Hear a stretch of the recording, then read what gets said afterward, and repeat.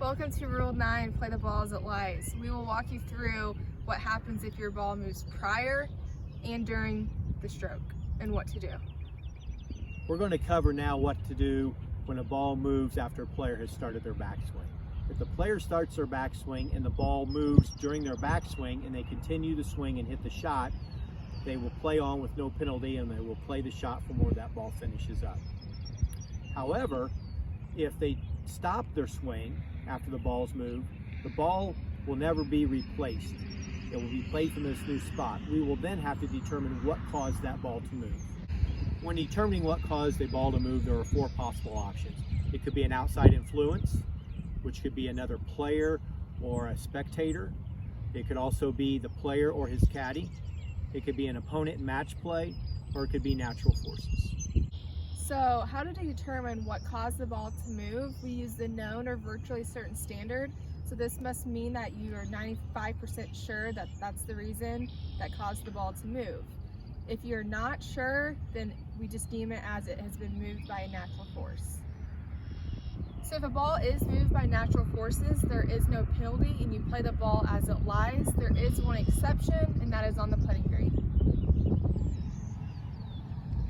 As you can see, while Todd was lining up his putt, his ball is now in front of his mark. So natural forces such as wind or gravity caused his ball to move. So in this case, he must move his ball back to where his mark is and putt from that spot.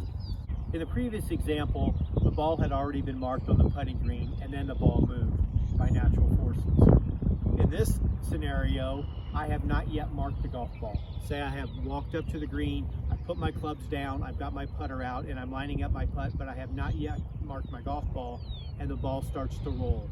I will now play that ball from its new position because it had never been marked with no penalty.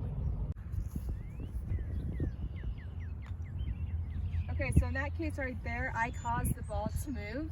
So if a player causes the ball to move, then they need to put the ball back in its original place, then it is a one-shot penalty. There are four exceptions to the rule of when a player is going to get penalized when he causes his ball to move. A good example of that is when you're on the putting green. If a player causes his ball to move, there's no penalty. We're simply going to get that ball back in position. Or if a player causes his ball to move while he's searching for it. So I would encourage you to look at Rule 9 a little closer to see when you are penalized and when you are not penalized when you cause your ball to move. All right, so the last scenario for Rule 9 on what causes the ball to move is an outside influence. So for this, such as if an animal or a spectator accidentally moves your ball, you are to place it back in its original position. And if you can't, or if you don't know exactly where, you need to estimate to the best of your ability.